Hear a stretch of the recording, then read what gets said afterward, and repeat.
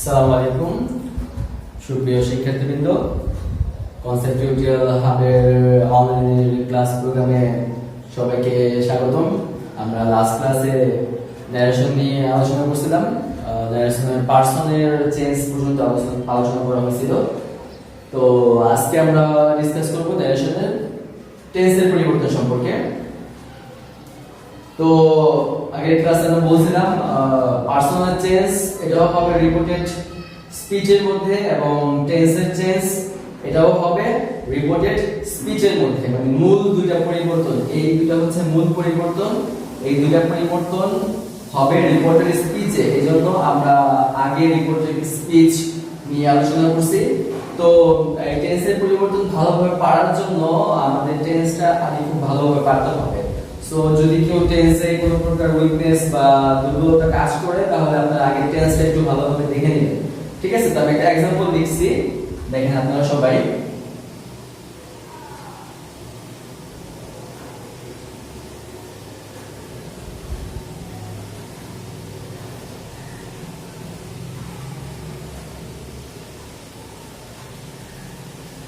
তো আমরা সবাই সুবিধার্থে আরেকবার এই ন্যারেশনের মধ্যে কি কি পার্ট আছে একটু বলে দেব, জাস্ট সবার সুবিধার্থে। ইনভার্টেড কমার ভিতরের অংশের নাম হচ্ছে রিপোর্টেড স্পিচ, আর ইনভার্টেড কমার বাইরের অংশের নাম হচ্ছে রিপোর্টিং ভার্ব। ভিতরের অংশের নাম রিপোর্টেড স্পিচ, বাইরের অংশের নাম রিপোর্টিং ভার্ব। এবং পার্সোনাল পরিবর্তন হচ্ছে এটা, আর টেন্স বা ভার্বের পরিবর্তন হচ্ছে এটা। ঠিক আছে? তো রিপোর্টেড স্পিচের মধ্যে আমাদের টেন্সের পরিবর্তন হবে। তো একটা কথা হচ্ছে, রিপোর্টিং ভার্বটা এখানে সেট আছে হচ্ছে পাস্ট টেন্সে। ঠিক আছে? যদি রিপোর্টিং ভার্বটি পাস্ট টেন্সে থাকে, তাহলে এখানে টেন্সের পরিবর্তন প্রযোজ্য। আর যদি রিপোর্টিং ভার্বটা পাস্ট টেন্সে না থাকে, ধরেন প্রেজেন্টে আছে সেজ, অথবা ধরেন ফিউচারে আছে উইল সে, যদি এরকম থাকে তাহলে এখানে টেন্সের কোনো পরিবর্তন হবে না। আরেকবার রিপিট করতেছি, যদি রিপোর্টিং ভার্বের এই টেন্সটি প্রেজেন্ট অথবা ফিউচার টেন্সে থাকে, তাহলে রিপোর্টেড স্পিচে টেন্সের চেঞ্জ হবে না। আর যদি এটা পাস্ট টেন্সে থাকে, তখন অবশ্যই ভিতরে টেন্সের পরিবর্তনটা হবে। তো এখানে সেজ এটা আছে প্রেজেন্ট, এটা আছে হচ্ছে ফিউচার। তো কনফিউজ করার জন্য এটাও দিতে পারে হ্যাভ সেড। এখানে যদিও সেড আছে, কিন্তু আগে হ্যাভ আছে, কিন্তু হ্যাভ থাকার কারণে এটা কি হয়ে গেছে, প্রেজেন্ট পারফেক্ট হয়ে গেছে। হ্যাভ প্লাস V3 প্রেজেন্ট থাকলেই হবে, ভিতরে টেন্সের কোনো চেঞ্জ হবে না। শুধুমাত্র যদি পাস্ট থাকে, সেই ক্ষেত্রে ভিতরে চেঞ্জ হবে। আশা করি আপনারা সবাই বুঝতে পারছেন। তাহলে পরবর্তী ধাপে আগাবো এখন। তো প্রথম পরিবর্তন, টেন্সের যে প্রথম পরিবর্তন, আমরা আবার বলতেছি, এটা হচ্ছে ডিরেক্ট। ঠিক আছে? ইনডিরেক্ট করার সময়, ডিরেক্ট থেকে ইনডিরেক্ট করার সময় টেন্সের চেঞ্জটা হবে। তো ডিরেক্ট ন্যারেশনে যদি টেন্সটি প্রেজেন্ট ইনডিফিনিট টেন্স থাকে, যারা টেন্স পারেন তারা বুঝতে পারবেন ডু হচ্ছে প্রেজেন্ট ইনডিফিনিট টেন্সে আছে। তো যদি রিপোর্টেড স্পিচের টেন্সটি প্রেজেন্ট ইনডিফিনিট টেন্স থাকে, তাহলে সেটা ইনডিরেক্ট করার সময় হয়ে যাবে পাস্ট ইনডিফিনিট। প্রেজেন্ট ইনডিফিনিট থাকলে ডিরেক্ট থেকে ইনডিরেক্ট করার সময় সেটা কি হয়ে যাবে, পাস্ট ইনডিফিনিট। লিখে দিচ্ছি আপনাদের সুবিধার্থে, ডিরেক্ট এর প্রেজেন্ট ইনডিফিনিট থাকলে ইনডিরেক্ট করার সময় পাস্ট ইনডিফিনিট হয়ে যাবে। আশা করি আপনারা এতটুকু বুঝতে পারছেন। এখন ডু আছে প্রেজেন্ট ইনডিফিনিট, তাহলে ডু এর পাস্ট ফর্ম কি হবে, ডু এর পাস্ট ফর্ম হচ্ছে ডিড। ওকে? আর আই আমরা পার্সোনাল চেঞ্জ করানো হয়েছিল, আই ফার্স্ট পারসন ফলো করবে রিপোর্টিং ভার্বের সাবজেক্টকে। তার মানে আই এর পরিবর্তে এখানে কি বসবে, হি বসবে। ঠিক আছে? আমরা পরবর্তী টেন্সের পরিবর্তনে চলে যাই।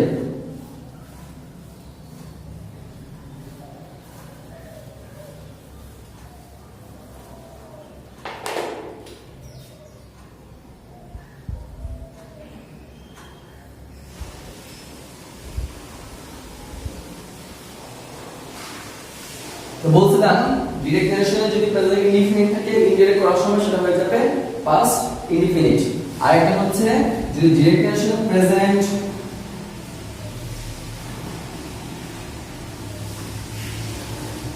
কন্টিনিউয়াস থাকে, প্রেজেন্ট কন্টিনিউয়াস, যারা টেন্স পারেন না বলছি দেখে নেবেন, দেখবেন লেখা আছে প্রেজেন্ট কন্টিনিউয়াস এর মধ্যে am is are, মানে হচ্ছে যদি ডিরেক্ট টেনশনে am is এর থেকে বা প্রেজেন্ট কন্টিনিউয়াস থাকে, ইনডিরেক্ট করার সময় সেটা হয়ে যাবে past continuous।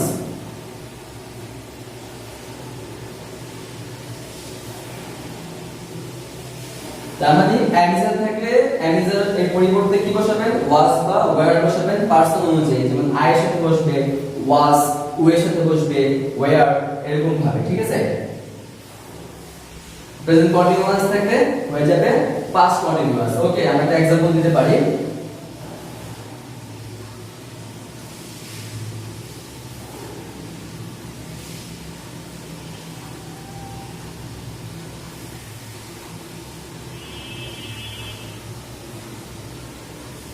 He said to me I am going to school। said to পরিবর্তে told বসবে, আমরা আগেও বলছি said to পরিবর্তে কি কি বসবে আমরা পরে ডিসকাস করব এটা নিয়ে, ঠিক আছে।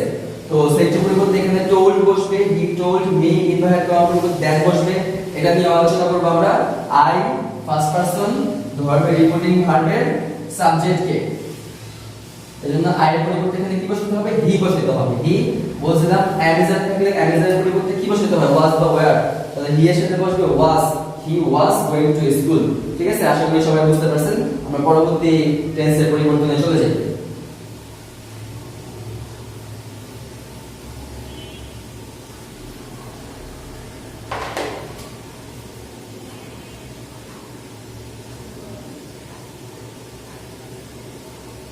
প্রেজেন্ট পারফেক্ট, এটা হচ্ছে সাবজেক্ট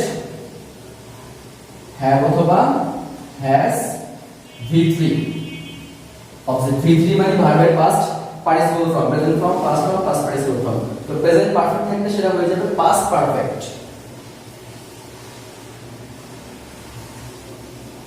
পাস্ট পারফেক্ট স্ট্রাকচার কি, subject had V3 object.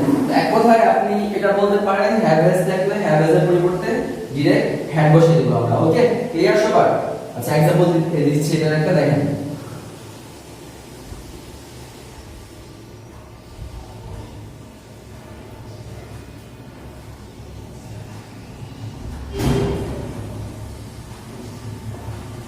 He said to me you have done well। said to পরিবর্তে told, বরাবরের মতোই ইনভার্ট করার পরিবর্তে that, he told me that। you second person follow করবে object কে, you সেকেন্ড পারসন ফলো করবে object কে। you যে ফর্মে আছে এটাও এই ফর্মেই বসবে। আপনারা যে চার্ট দেওয়া হয়েছিল চার্টের মধ্যে দেখবেন you আছে সাবজেক্টিভ ফর্ম, তো me এর সাবজেক্টিভ ফর্ম হচ্ছে I। আমরা এইমাত্র কি চেঞ্জ করাইলাম, টেন্সের হ্যাভ হ্যাজ থাকলে হ্যাভ হ্যাজ এর পরিবর্তে কি বসাতে হবে, had। এখানে হ্যাভ হ্যাজ এর পরিবর্তে had, I had done well। Clear?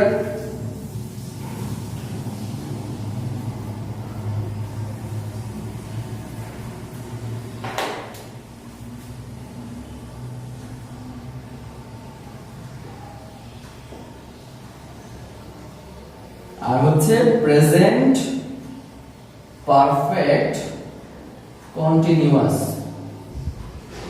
Present perfect continuous থাকলে সেটা হয়ে যাবে past perfect continuous. Present perfect continuous হচ্ছে সাবজেক্ট হ্যাভ বিন অথবা has bin,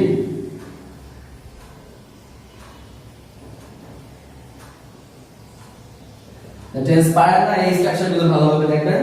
present perfect continuous subject have been has been ভার্বের সাথে আইএনজি প্লাস অবজেক্ট, আর এটা হচ্ছে subject have been ING object. তার মানে হ্যাভ বিন হ্যাজ বিন থাকলে এটা উঠিয়ে আমাদের বসাতে হবে হ্যাড বিন। এটার আমি एग्जांपल দিলাম না, আমরা পরবর্তীতে পাস্টে চলে যাব। প্রেজেন্টের চারটা আমরা পাস্ট দিয়ে করছি।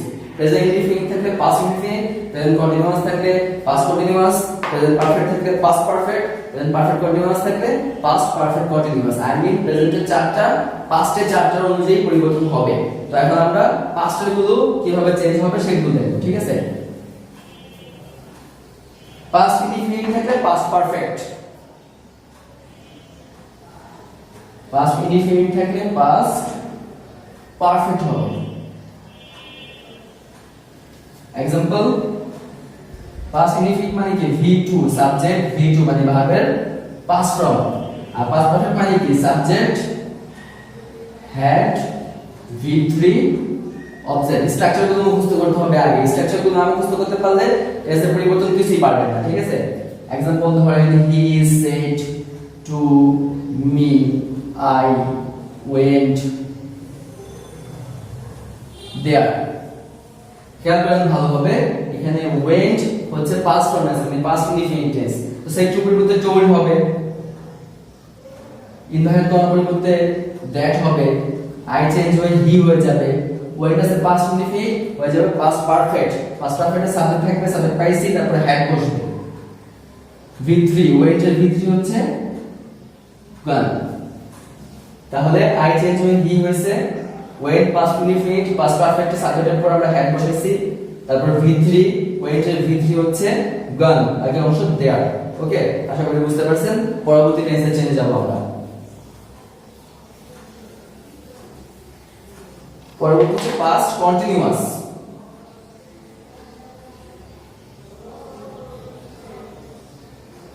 past continuous থাকলে সেটা হয়ে যাবে past perfect continuous। ডাইরেক্ট নারেশনে পাস্ট কন্টিনিউয়াস থাকলে ইনডিরেক্ট নারেশনে পাস্ট পারফেক্ট কন্টিনিউয়াস হয়ে যাবে। পাস্ট কন্টিনিউয়াস মানে কি সাবজেক্ট was were ing, আর পাস্ট পারফেক্ট কন্টিনিউয়াস এর স্ট্রাকচার হচ্ছে সাবজেক্ট had been ing। তার মানে was were থাকলে was were উঠে আপনাকে had been এর সাথে ing বসাতে হবে, এটার एग्जांपल দিলাম না। আর পাস্ট পারফেক্টই থাকবে, past perfect continuous past perfect continuous থাকবে। আশা করি টেন্সের এই পরিবর্তনগুলো আপনারা সবাই বুঝতে পারছেন। আবারও বলতেছি, টেন্সের এই চেঞ্জগুলো ভালোভাবে পারার জন্য আপনাদের টেন্সের স্ট্রাকচার ভালোভাবে মুখস্থ করতে হবে, বই থেকে স্ট্রাকচার ভালোভাবে মুখস্থ করে নেবেন। আর আপনাদের কোনো প্রকার কোশ্চেন থাকলে বা কোনো প্রকার ভিডিওতে কোনো প্রকার যদি মনে হয় সমস্যা আছে বা কোনো প্রশ্ন আছে, আপনারা কমেন্টে অবশ্যই জানিয়ে দিবেন। ধন্যবাদ আপনাদের সবাইকে আজকে এই ক্লাসে অংশগ্রহণ করার জন্য। পরবর্তী ক্লাসে ইনশাআল্লাহ আবার দেখা হবে। সবাই ভালো থাকবেন, সুস্থ থাকবেন। আসসালামু আলাইকুম।